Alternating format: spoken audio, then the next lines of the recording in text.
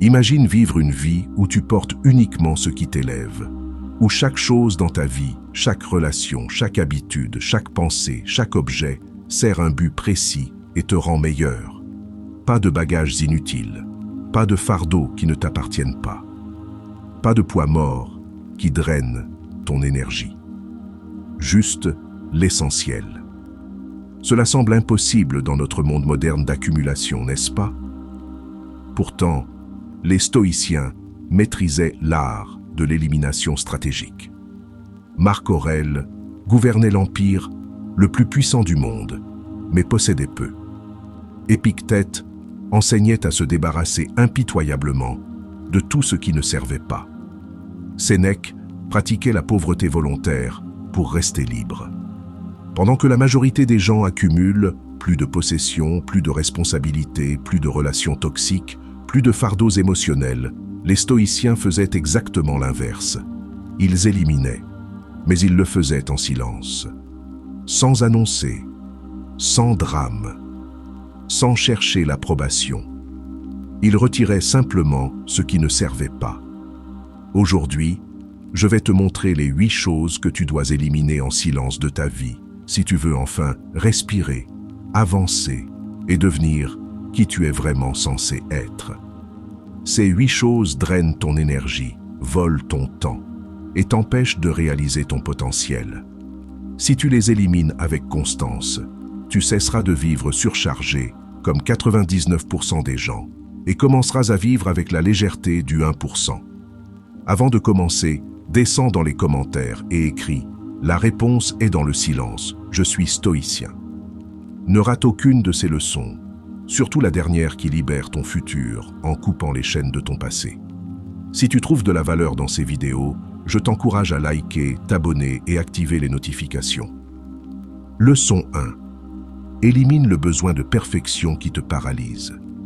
Voici la première chose que tu dois éliminer en silence. Ton obsession pour la perfection. Cette quête impossible qui te paralyse, qui transforme chaque projet en montagne insurmontable, qui te fait préférer ne rien faire plutôt que de faire quelque chose d'imparfait. La perfection est le mensonge le plus séduisant que tu te racontes. Tu te dis « Je vais attendre d'être prêt. Je vais attendre d'avoir toutes les informations. Je vais attendre que ce soit parfait. » Mais ce moment parfait n'arrive jamais. Et pendant que tu attends, ta vie passe. Le système éducatif t'a programmé pour cette paralysie.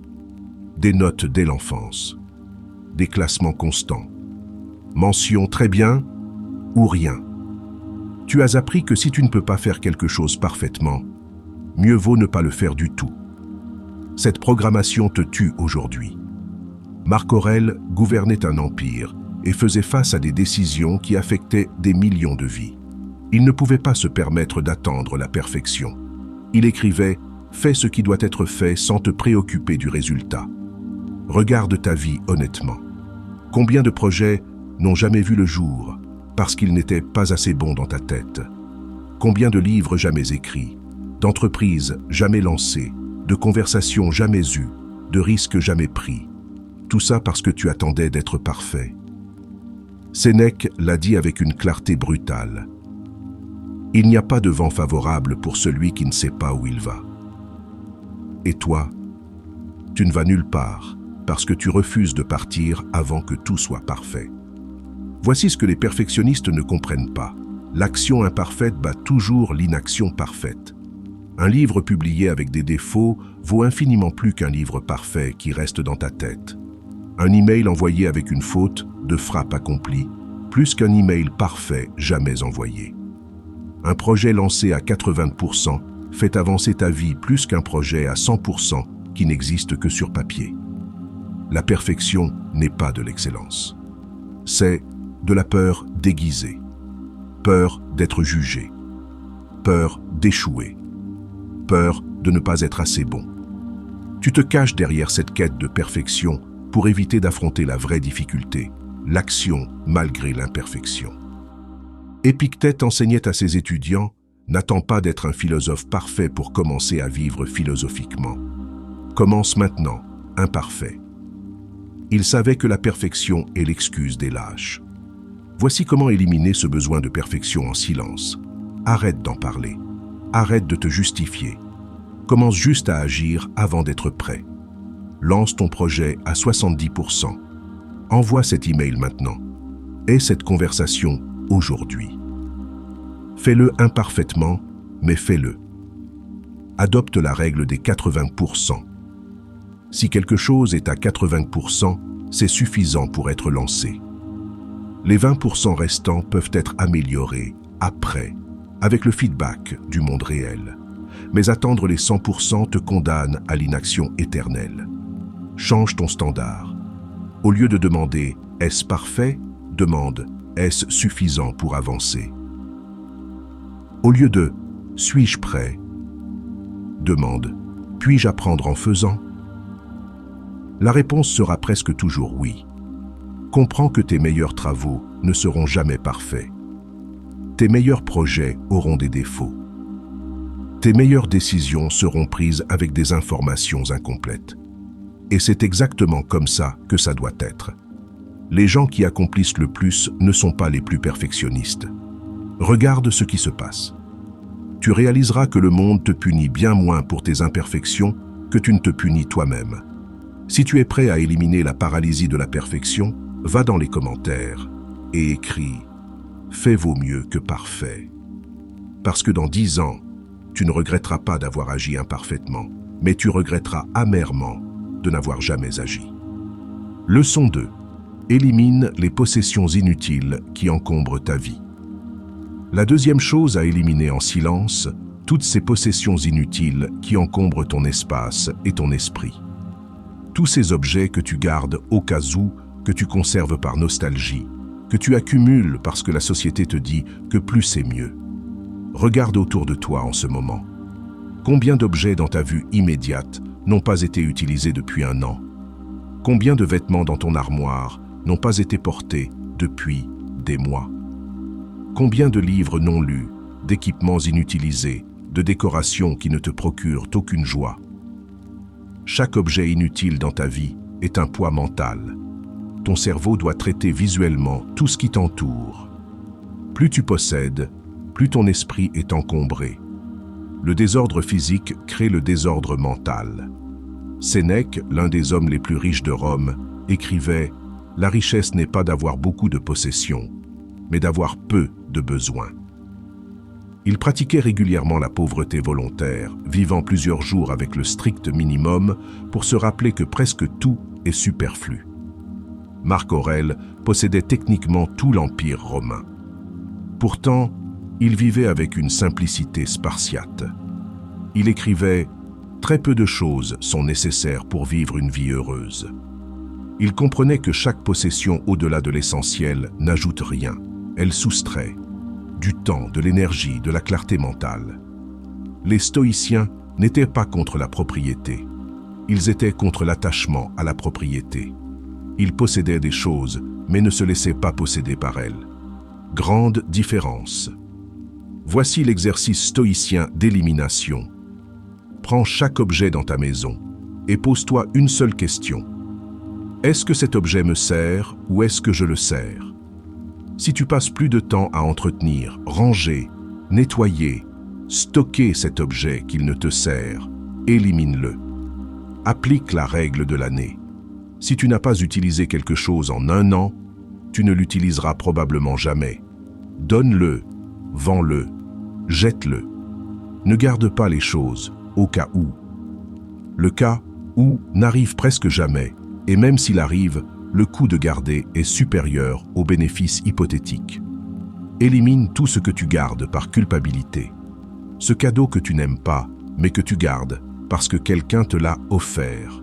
Ces objets hérités que tu n'utilises pas, mais que tu gardes par obligation familiale. Ta gratitude envers la personne n'exige pas que tu gardes l'objet pour toujours. Élimine tout ce que tu gardes par nostalgie excessive. Quelques souvenirs précieux, oui, mais pas 50 boîtes de choses de ton passé que tu ne regardes jamais. Les souvenirs sont dans ta tête, pas dans tes placards. Le minimalisme stoïcien n'est pas un sacrifice.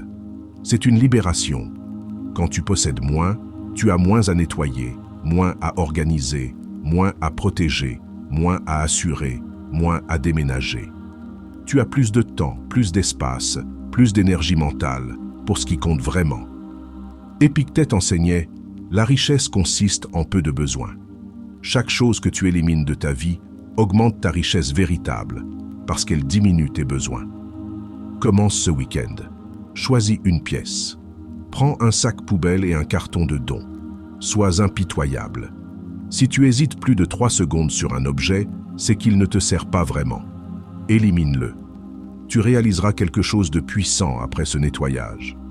Tu respires mieux dans un espace épuré. Ton esprit est plus clair. Tes décisions sont plus faciles. Tu as éliminé le bruit visuel qui te distrayait constamment. Fais ceci en silence. Ne poste pas sur les réseaux sociaux ton nouveau minimalisme. Ne cherche pas l'approbation pour ta simplicité. Élimine simplement et profite de la légèreté qui en résulte. Si tu es prêt à éliminer les possessions inutiles qui encombrent ta vie, va dans les commentaires et écris « Moins de choses, plus de vie ». Parce que chaque objet éliminé est un poids mental enlevé. Leçon 3. Élimine les responsabilités qui ne t'appartiennent pas. La troisième chose à éliminer en silence, toutes ces responsabilités qui ne sont pas les tiennes, mais que tu portes quand même. Ces fardeaux que d'autres ont déposés sur tes épaules et que tu as acceptés sans même réaliser que tu avais le choix de refuser. Voici une vérité que personne ne t'a dite. Tu n'es pas responsable de résoudre les problèmes de tout le monde. Tu n'es pas responsable de rendre ta famille heureuse. Tu n'es pas responsable de sauver ton ami de ses mauvais choix répétés. Tu n'es pas responsable de compenser les défaillances de ton collègue. Épictète enseignait la distinction la plus libératrice du stoïcisme. Il y a des choses qui dépendent de toi, et des choses qui ne dépendent pas de toi. Les responsabilités qui ne sont pas les tiennes tombent dans la deuxième catégorie. Elles ne dépendent pas de toi. Tu ne peux pas les contrôler. Tu ne devrais pas les porter. Mais tu les portes quand même. Pourquoi? Parce qu'on t'a culpabilisé. Parce que tu as peur de décevoir. Parce que tu confonds l'amour avec le sauvetage. Parce que tu penses que ton aide définit ta valeur. Regarde ta vie honnêtement. Combien de problèmes qui ne sont pas les tiens occupent ton esprit en ce moment? Le problème financier de ta sœur, la crise existentielle de ton ami, les conflits entre tes parents, le projet au travail qui devrait être géré par quelqu'un d'autre. Tu t'épuises à résoudre des problèmes qui ne te concernent pas pendant que tes propres problèmes restent non résolus. Tu donnes ton énergie à des situations où tu n'as aucun pouvoir, pendant que les situations où tu as vraiment du pouvoir se détériorent par négligence. Marc Aurèle écrivait « Confine-toi strictement au présent et à ce qui dépend de toi ». Il gérait un empire mais refusait de porter les fardeaux qui n'étaient dits pas les siens. Il aidait où il pouvait, mais il ne s'appropriait pas les problèmes d'autrui. Voici comment identifier les responsabilités qui ne sont pas les tiennes.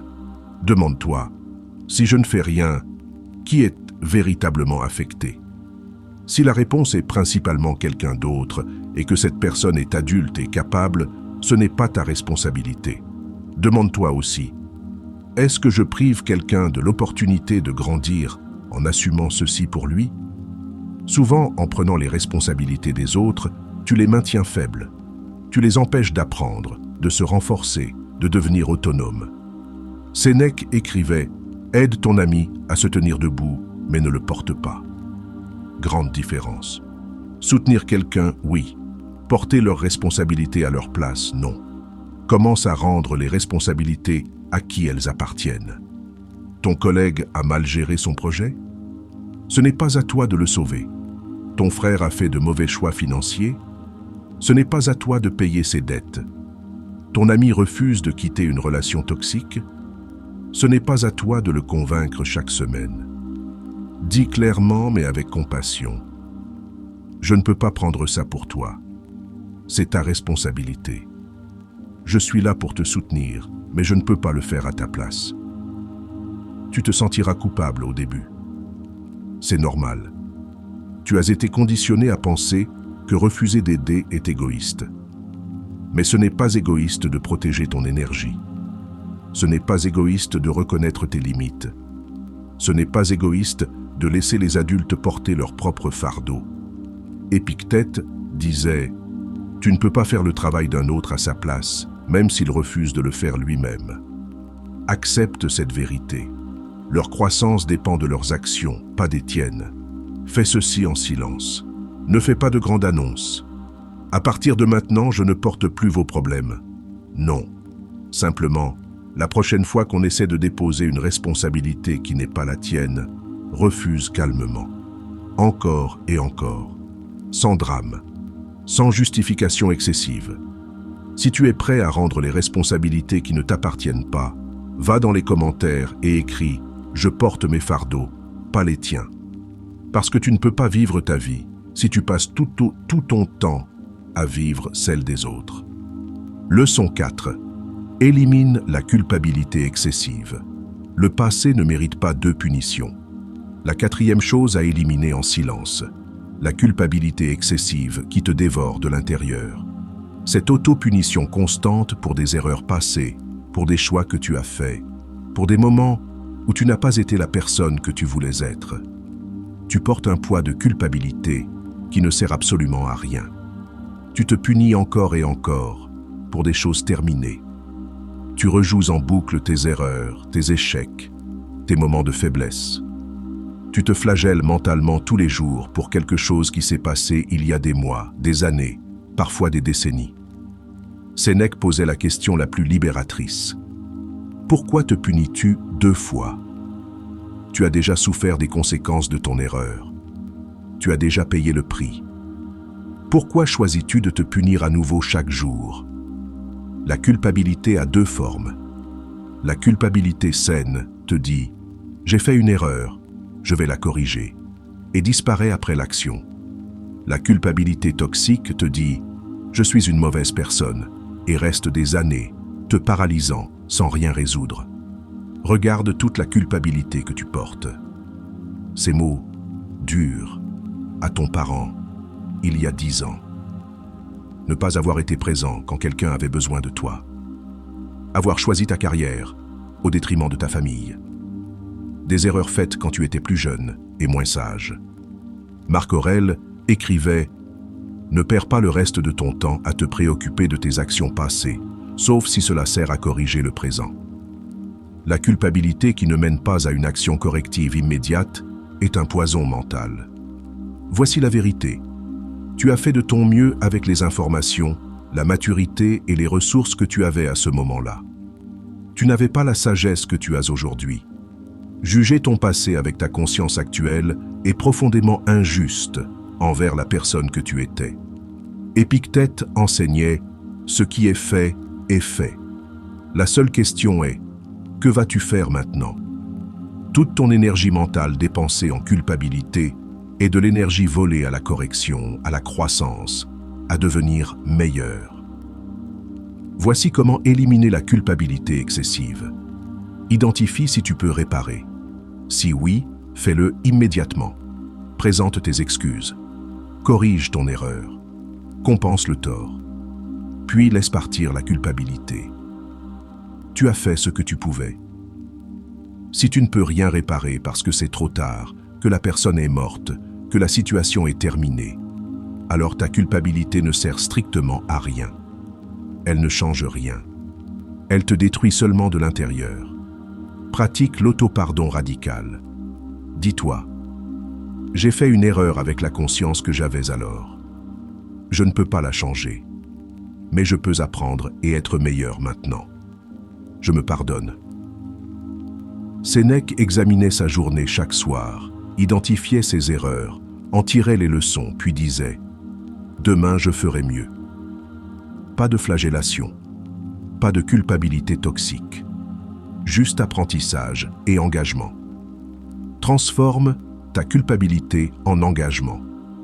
Au lieu de « je suis une mauvaise personne », Dis, j'ai fait cette erreur, j'ai appris, je suis maintenant meilleur. Ton autopunition n'honore personne, elle ne répare rien. Elle t'empêche juste de devenir la meilleure version de toi-même. Fais ceci en silence. Quand la pensée coupable revient, reconnais-la. Voilà la culpabilité. Puis, ramène-toi au présent. Que puis-je faire de bien maintenant? Si tu es prêt à éliminer la culpabilité excessive, va dans les commentaires et écris « Je me pardonne, j'avance ». Parce que tu ne peux pas construire un meilleur futur en te punissant éternellement pour ton passé imparfait. Leçon 5. Élimine le désordre physique et mental. La 5e chose à éliminer en silence, le désordre sous toutes ses formes. Le désordre dans ton espace physique qui encombre ta vision. Le désordre dans ton esprit qui encombre tes pensées. Le désordre dans ta vie qui encombre ton énergie. Marc Aurèle écrivait « Fais de l'ordre en toi-même et tu trouveras l'ordre autour de toi ». Il comprenait que le désordre externe et le désordre interne sont connectés. Ton environnement reflète ton état mental. Ton état mental influence ton environnement. Regarde autour de toi maintenant. Ton espace de travail est-il encombré de papier, d'objets inutiles, de tasses sales? Ton bureau numérique est-il rempli de fichiers désorganisés, d'emails non lus, d'onglets ouverts? Ta chambre est-elle jonchée de vêtements, de livres empilés, d'objets sans place définie? Chaque élément de désordre est une micro-décision non prise. Chaque objet mal rangé est une tâche inachevée qui reste dans un coin de ton esprit.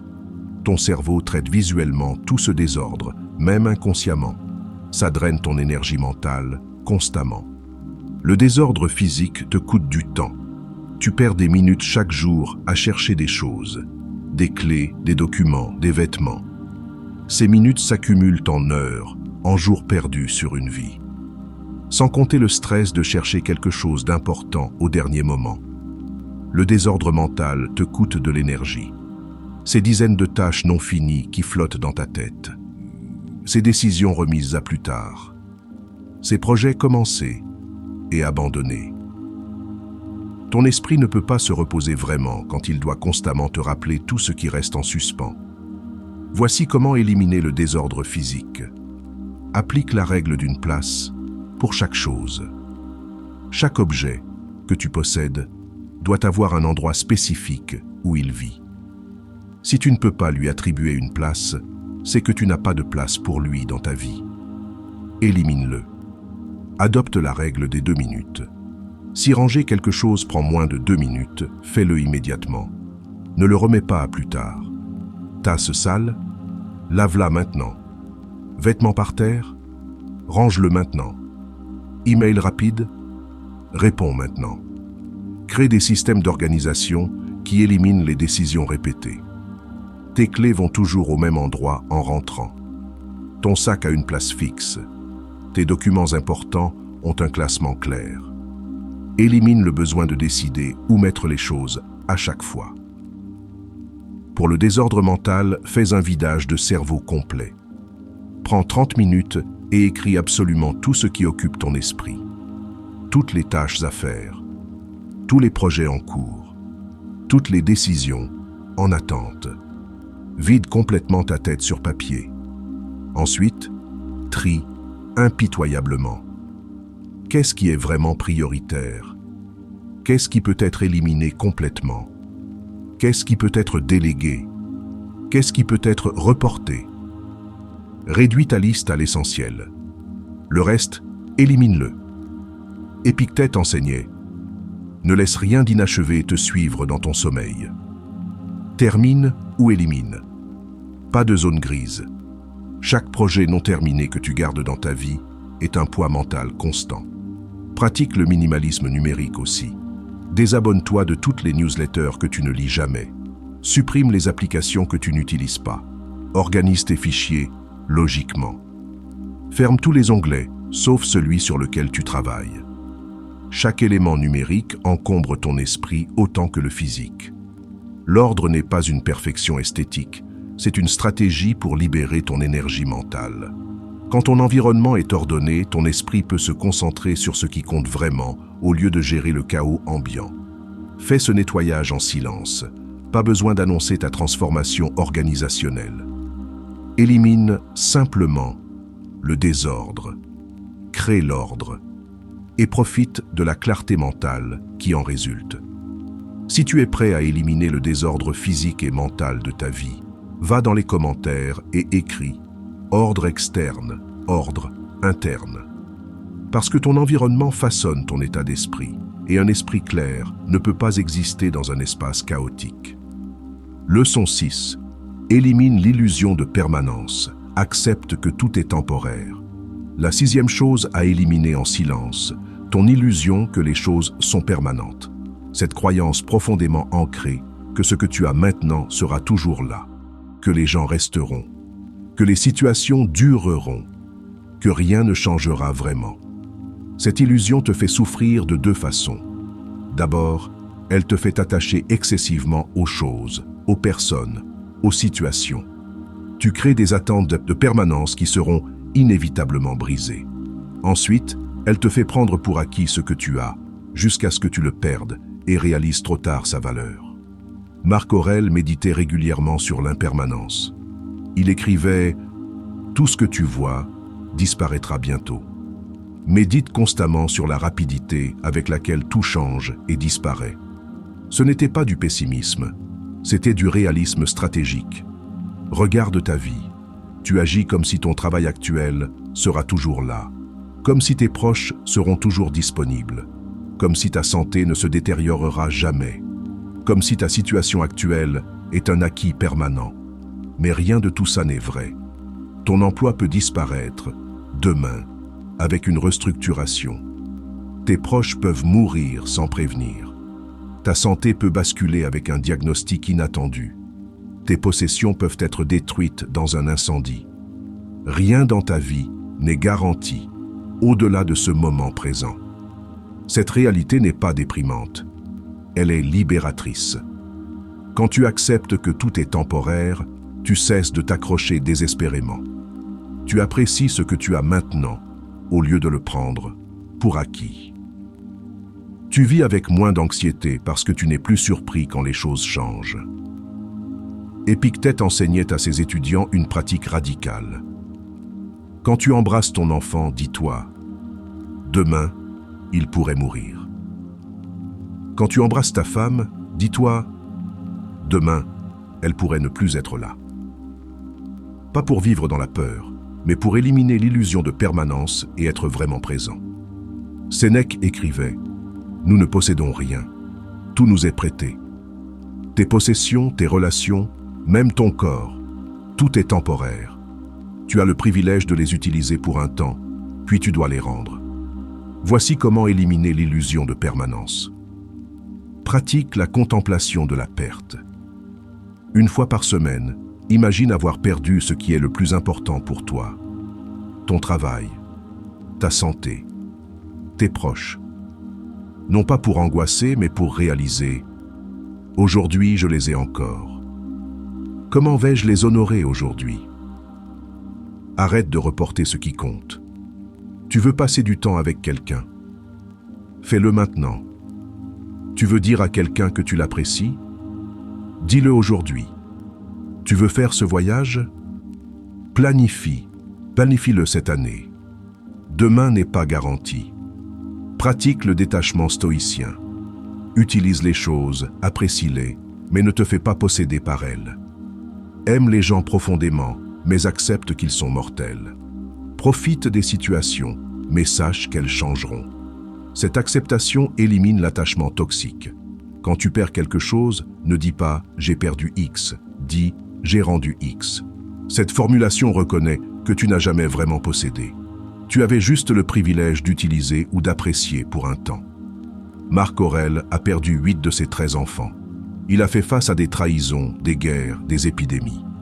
Mais il restait stoïque parce qu'il avait éliminé l'illusion de permanence. Il écrivait « La perte n'est rien d'autre qu'un changement. Le changement est la loi de la nature.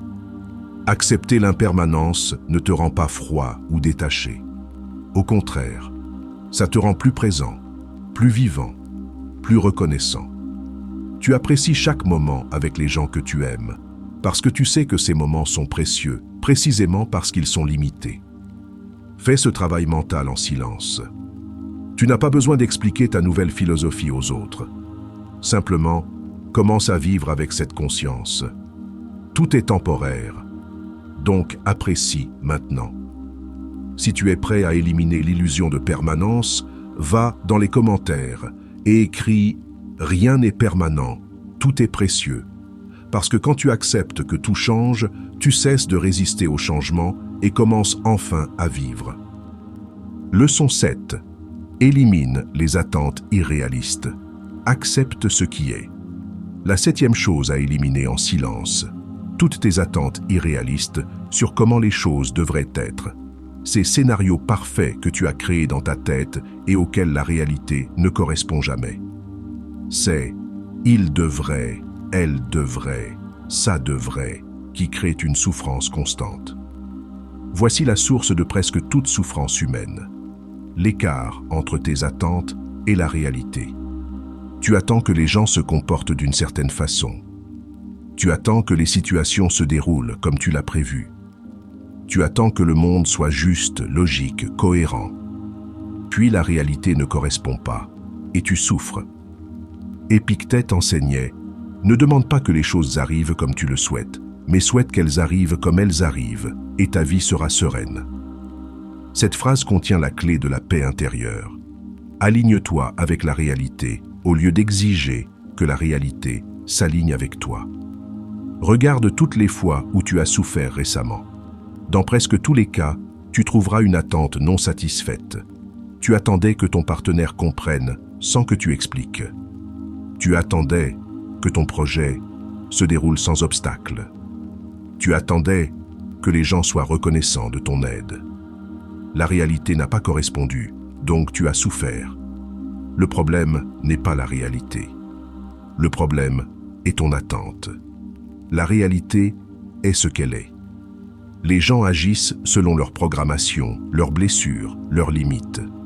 Les situations se développent selon des forces que tu ne contrôles pas. Attendre qu'ils soient différents est comme attendre que l'eau cesse d'être mouillée. Marc Aurèle écrivait « L'univers est changement, la vie est opinion. Ce qui te fait souffrir n'est pas ce qui arrive, mais ton opinion que ça ne devrait pas arriver. Change l'opinion, élimine la souffrance. » Voici les attentes les plus toxiques à éliminer. L'attente que les gens changent pour toi. Ils ne changeront pas. Ils changeront peut-être pour eux-mêmes s'ils le décident, mais jamais parce que tu l'attends. Accepte-les comme ils sont ou élimine-les de ta vie, mais n'attends pas qu'ils deviennent ce que tu veux. L'attente que le monde soit juste. Il ne l'est pas. Les mauvaises personnes réussissent parfois. Les bonnes personnes souffrent parfois. La vie ne distribue pas les récompenses selon le mérite. Accepte cette injustice comme une loi de la nature et concentre-toi sur ce que tu peux contrôler. L'attente que ton effort garantisse le résultat. Elle ne le garantit pas. Tu peux faire tout parfaitement et échouer quand même. Tu peux donner ton maximum et ne pas être reconnu. Ton effort ne contrôle jamais complètement le résultat.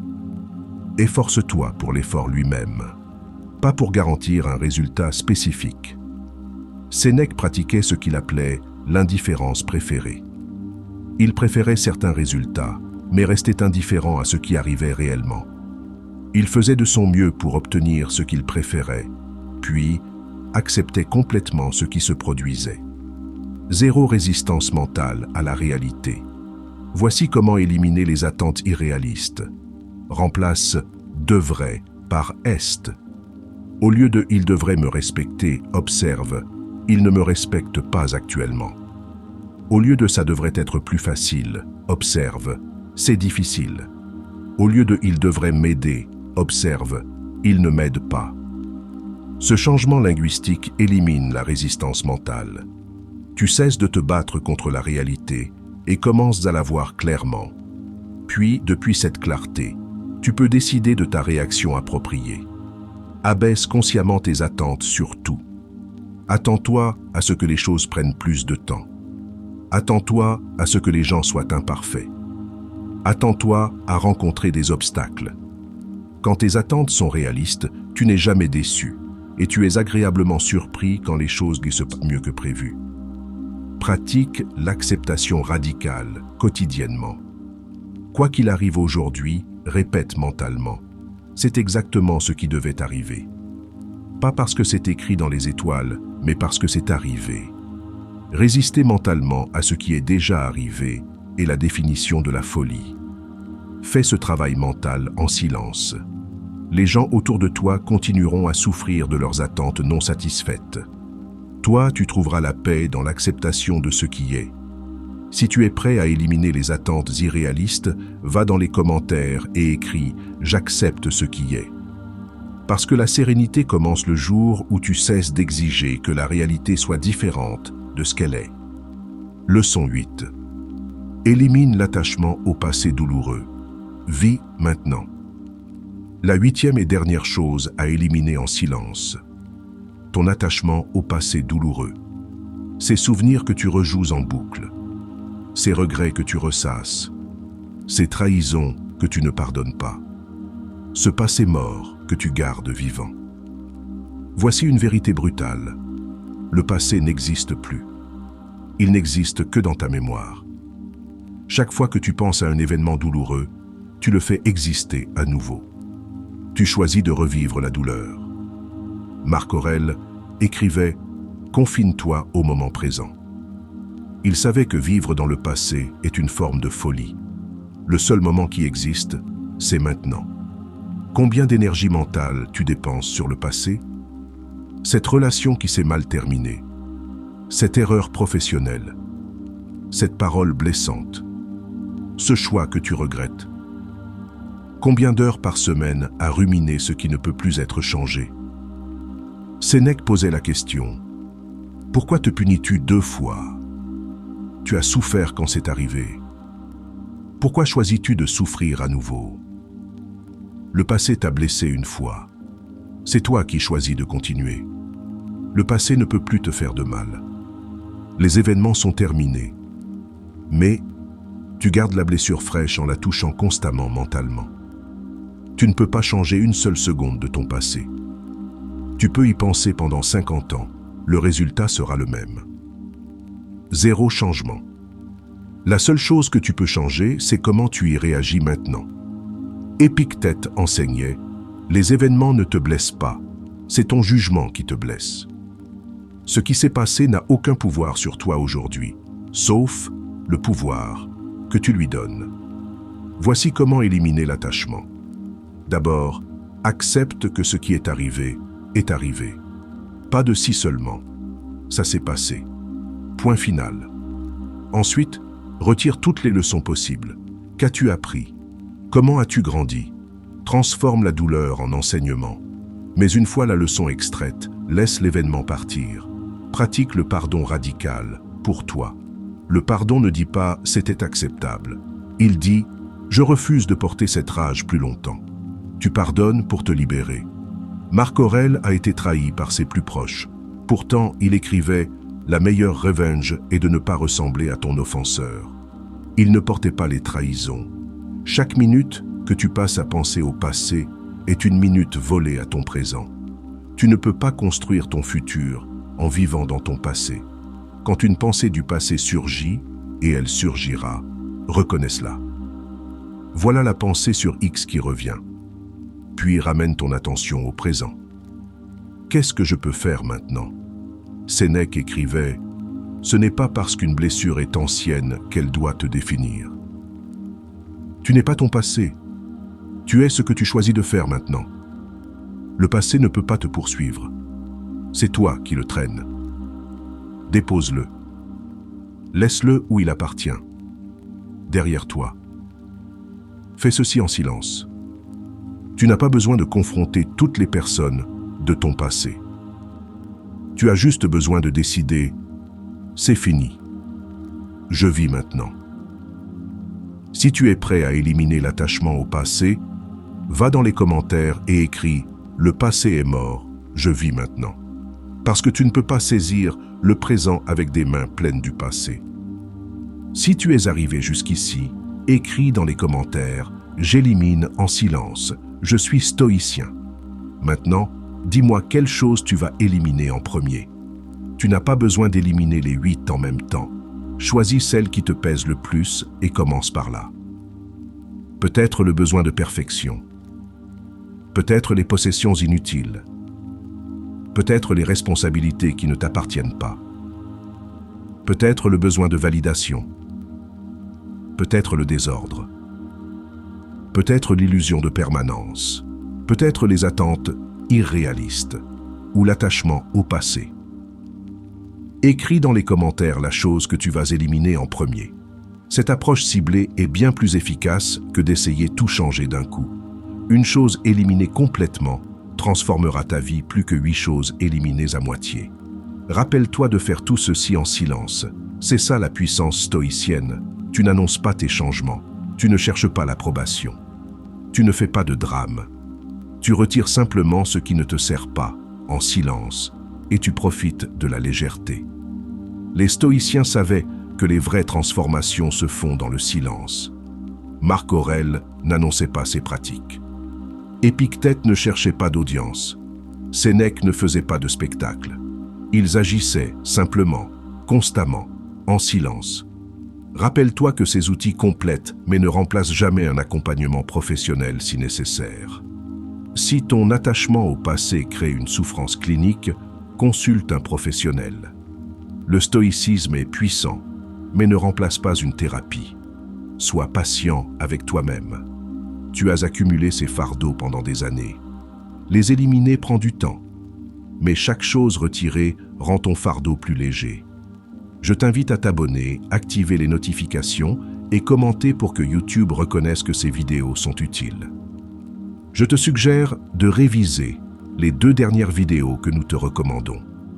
Je remercie sincèrement ton temps et ton soutien. On se voit dans notre prochaine aventure.